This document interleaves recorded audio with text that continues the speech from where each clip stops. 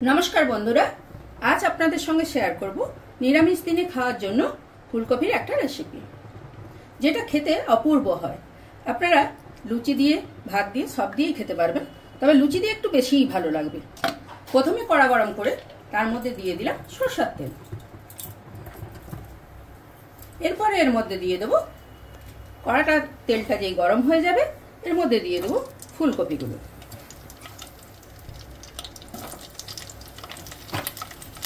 ফুলকপিগুলো আমি এরকম ভাবে কেটে নিয়েছি, আপনারা দেখতেই পাচ্ছেন। এরপর এর মধ্যে দিয়ে দেবো পরিমাণ মতো নুন, তবে খুব বেশি দেবো না, জাস্ট কষার জন্য দিচ্ছি এখন, পরে আবার দেবো। এই শীতের দিনে ফুলকপির তো কত রকম রেসিপি আপনারা খেয়েছেন, এই রেসিপিটা একবার বানিয়ে খেয়ে দেবো, কত ভালো লাগবে। এরপর দিলাম একটুখানি হলুদ দেবো, আপনারা চাইলে এটা মাখিয়ে নিয়ে তারপরেও দিতে পারেন কড়াতে।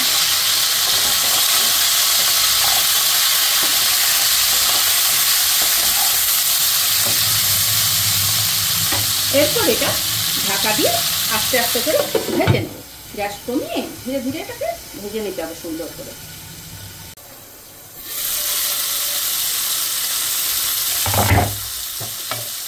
এই দেখুন সুন্দর করে ভাজা হয়ে গেছে, মাঝখানে একবার আমি নাড়িয়ে দিয়েছিলাম। এবার আমি এটা তুলে নেব, তেল থেকে পুরোটা তুলে নেব।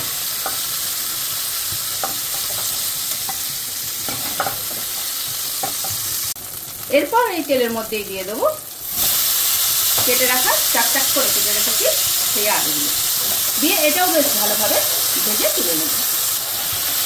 এটাও লাল লাল করে ভেজে নেব। আলুগুলো ভালো করে লাল করে ভাজা হয়ে গেছে, এবার এগুলোও তুলে নেব তেল থেকে।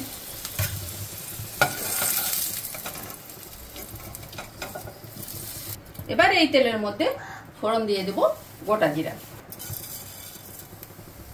ফোড়নটা একটু ভাজা হলেই ওর মধ্যে দিয়ে দেব দুটো তেজপাতা। আপনারা যদি শুকনো লঙ্কা খান তাহলে এই সময়তে এতে শুকনো লঙ্কা দিতে পারেন, আমরা শুকনো লঙ্কা খাই না, সেই জন্য এতে শুকনো লঙ্কা ফোড়ন দিচ্ছি না। এরপর দিয়ে দেব জিরে গুঁড়ো আর দেব গ্রেটেড আদা, দেব হলুদ গুঁড়ো। এরপর এতে একটু জল দিয়ে দেব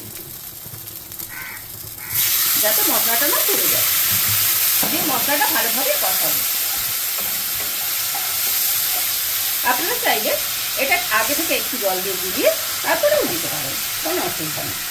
আপনারা আমার মেনু কার্ড চ্যানেলকে যেমন ভালোবাসা দিচ্ছেন, আমার আরেকটি ট্রাভেল চ্যানেল আছে যার নাম ট্রাভেল উইথ আবিরা, আপনারা একটু ওই চ্যানেলে গিয়ে দেখুন। আমি বিভিন্ন জায়গায় বেড়াতে যাওয়া অথবা বিভিন্ন পুজো অনুষ্ঠান সব কিছুরই কভার করি। যারা ঘুরে ঘুরে যেতে পারেন না তারা আমার চ্যানেলের মাধ্যমে সব কিছু দেখতে পাবেন। ওতে আমি দুর্গাপূজার সব ভিডিও, কলকাতার সব দুর্গাপূজার ভিডিও দিয়েছি, কালী পুজোর দিয়েছি, আসছে জগদ্ধাত্রী পুজো, ওটাও আপনাদের সঙ্গে যতটা সম্ভব নিশ্চয়ই শেয়ার করব। তাই আমার ওই চ্যানেলটাও সাবস্ক্রাইব করে আমাকে একটু ভালোবাসা দিন, যাতে আমি আপনাদের সব কিছু ঘুরে ঘুরে খুব সুন্দরভাবে দেখাতে পারি। আপনারা বাড়িতে বসেই আমার এই চ্যানেলের মাধ্যমে সব কিছু দেখতে পাবেন। সবসময় তো আর প্যান্ডেলের ভিড়ে যাওয়া সম্ভব হয় না, তাই আর আপনারা যদি আমার পাশে থাকেন তাহলে আমার এই চ্যানেলটা সার্থক হবে।